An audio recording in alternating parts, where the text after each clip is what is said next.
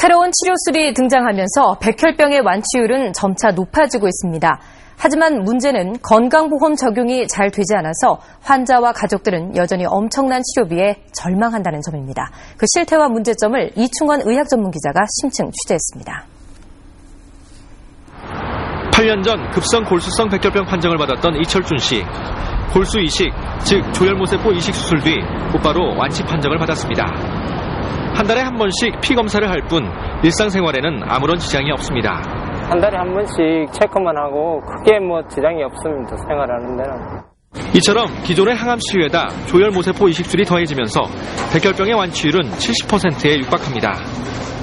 특히 글리백을 복용하는 만성 골수성 백혈병 환자들의 경우 5년 생존율이 89%로 당뇨보다 높아 백혈병은 이제 난치병이라기보다 만성질환에 가깝습니다.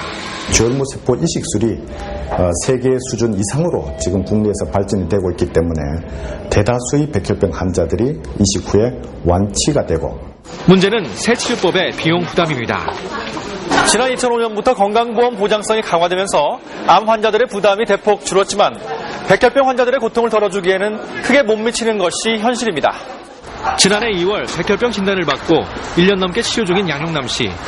3천만 원이 넘는 치료비를 대기 위해 신혼집 전세금을 빼낸 탓에 아내와 떨어져 부모님의 임대 아파트에서 살고 있습니다.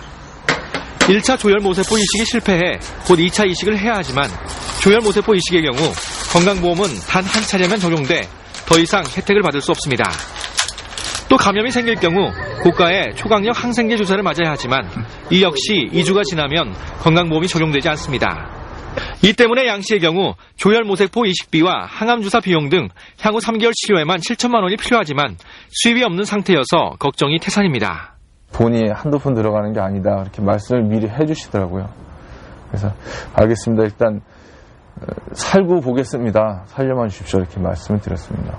사실 백혈병은 환자마다 증상과 심한 정도가 달라 다양한 항암 치료가 병행되어야 합니다.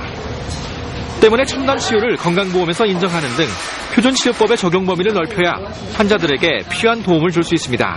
만약 그런 치료가 인정되지 않는다면 환자는 그런 치료를 받지 못하기 때문에 사망하게 되겠죠.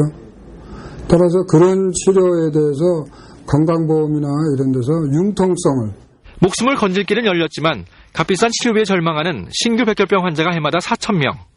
탄력적인 건강보험 적용이 무엇보다 시급해 보입니다. KBS 뉴스 이충원입니다.